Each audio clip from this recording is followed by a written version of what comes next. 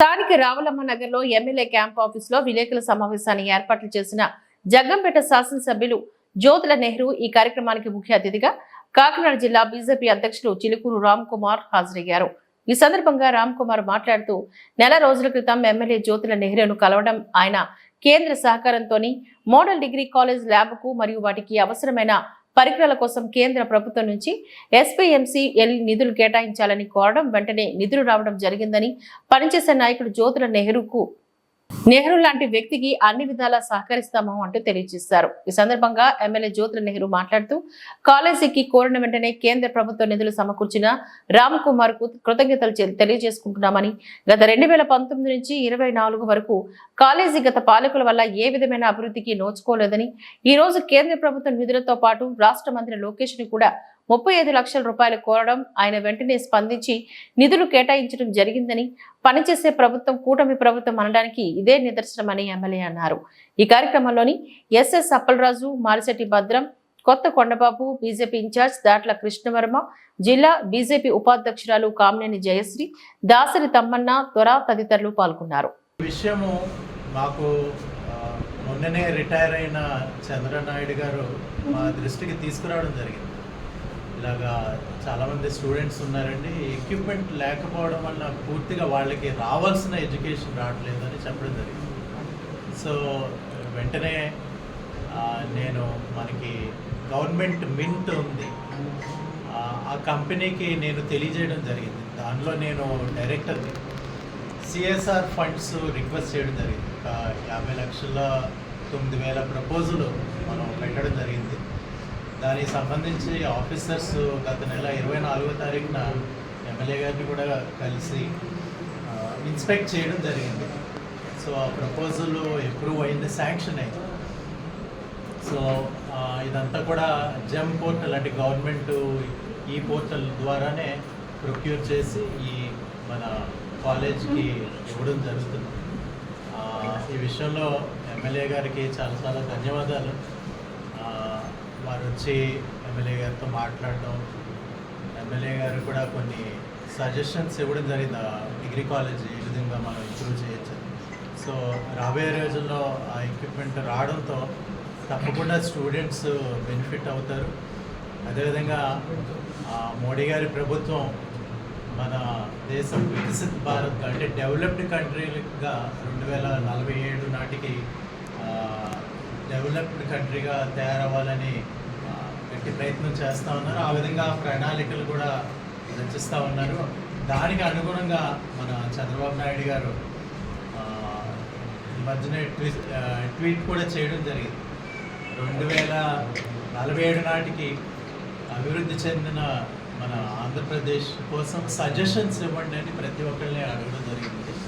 So అదేవిధంగా నియోజకవర్గంలో నెహ్రూ గారు అహర్నిశలు కష్టపడతా ఉన్నారు, ప్రజా సమస్యల మీద దృష్టి పెడతా ఉన్నారు. దానిలో భాగంగా ఈ కాలేజ్కి ఫండ్స్ రావడం చాలా సంతోషదాయకం.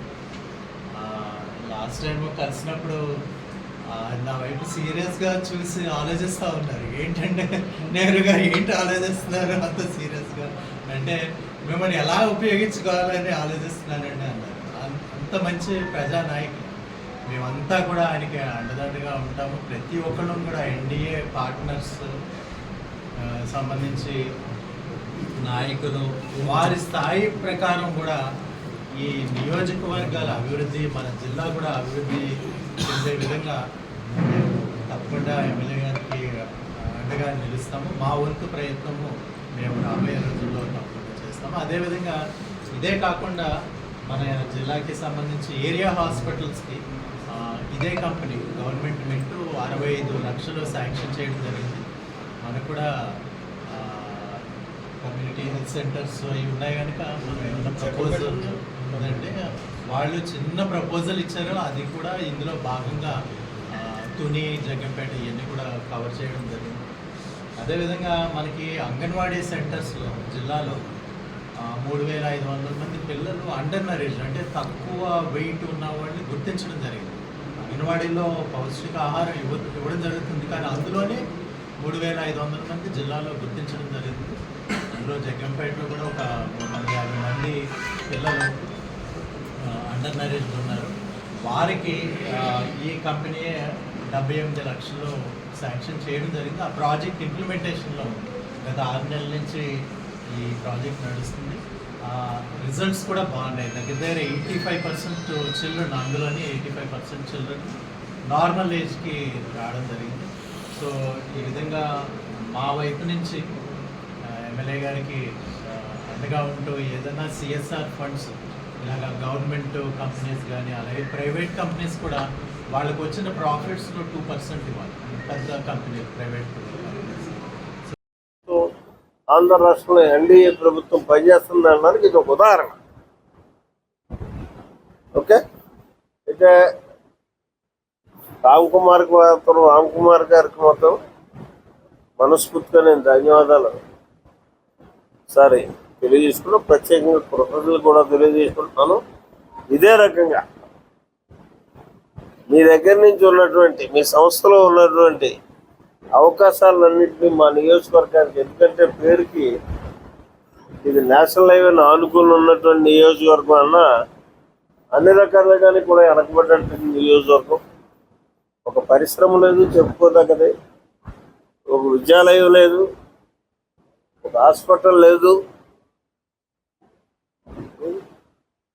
మొన్నటిదాకా అంతంత మాత్రంగా నీరు, ఉన్న నీరు కూడా పడకేసినటువంటి పరిస్థితి, నీరు వచ్చే అవకాశాలు కూడా పడకేసినటువంటి పరిస్థితి, బాధ్యత మా మీద ఉంది. అందుకు తప్పగా మీరు మాత్రం సహకరించాలి.